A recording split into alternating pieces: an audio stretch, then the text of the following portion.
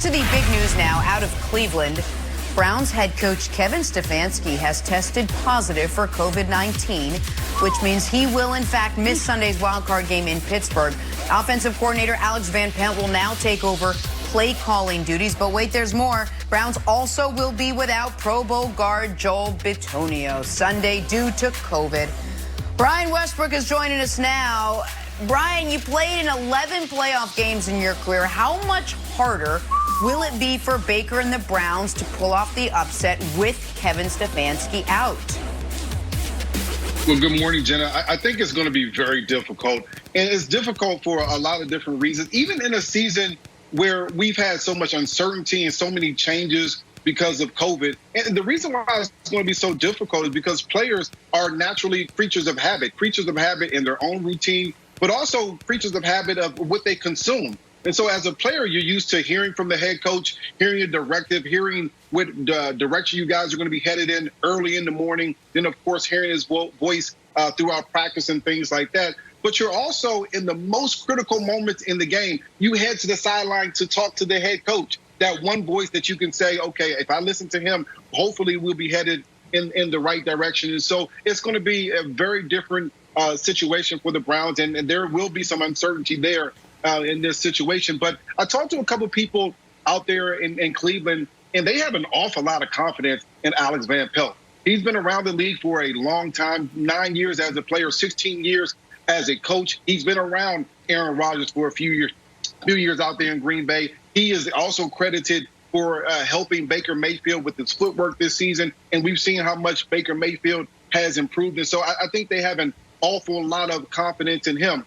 Brandon, this is one thing that I think the Cleveland Browns will have to do, and I think this is a card that they'll certainly play, the underdog card, the mentality that nobody gives us a chance, nobody thinks that we can win, and we know how powerful that can be. We saw the Eagles play that card all the way to a Super Bowl in 2017, Nick, and I think that's something that the Browns will certainly have to play, and it is a powerful thing. Yeah, I look at the AFC playoff picture, and I think there's two teams that pretty legitimately, obviously, are going to play the nobody believes in us card. The Browns because of this, and the Chiefs because obviously they haven't beaten a team by 2 scores in months, and Mahomes he's the 4th best quarterback in football, and I mean, who's picking them to even get to the Buffalo Bills in the championship game, much less beat them? So I agree with you, and that is a powerful card, the nobody believes in us card. I think this is a big deal. I think it's and that's nothing against Alex Van Pelt. And Jenna, you'll remember, Alex Van Pelt's the guy that Aaron Rodgers was furious Green Bay moved on from. Yep. Remember a few years ago, and Rodgers like, I can't even pick my quarterback coach. These guys are just doing everything. And so I think Van Pelt's got a good reputation. But, and Brandon alluded to this earlier, part of coaching is the situational. Do I go for this 4th down? Do I, what are the analytics here? And even if Stefanski has someone in his ear kind of telling him what the math is, it's the coach's job to pull the trigger. And the Browns have been good at that this year on doing the right thing analytically. And I think for Mike Priefer, who's going to be wearing that headset, your gut reaction when you're sitting in someone else's seat is do the safe thing. Do the thing I'm not going to be questioned about. Do the thing that everyone expects me to do. So I think that hurts them. I also think that nobody's picking the Browns to win the Super Bowl this year. This hurts their ability to win the Super Bowl next year because Stefanski isn't going to have playoff experience. As a coach, that's important, not just as a player, but as a coach. Now, he could get it if they win the game. Then all of a sudden he could be back for the following week. And, Brandon, I think Bitonio's a big loss. I think the way they run their football team, losing a Pro Bowl guard's a big loss. So I think all of this makes it far, far tougher for Cleveland. Right. It makes it far tougher for Cleveland to pull off what would be a pretty substantial upset. Nick, I'll be honest with you. When the news broke that they weren't going to be with Stefanski, I was torn here because I was like, let me put my player hat on as if I'm still in that locker room. And I thought about it. I was like, hell, I've been on some teams where we'd have been better if we didn't have our head coach. And then I wanted to write a few things down. That's right. What are the intangibles that these coaches bring to the table and break it down and figure out, where does the Cleveland Browns lie? You think about leadership. I don't think they miss when it comes to leadership. I think teams like the Pittsburgh Steelers, the Seattle Seahawks, while if you miss Coach Tomlin, if you don't have Coach Pete Carroll, that's a big deal. Because I would say their place of genius and where they really get it done is really making guys move in the same direction and getting people to just buy in. The other thing I thought about was game management, right? And that's what you just talked about, Nick.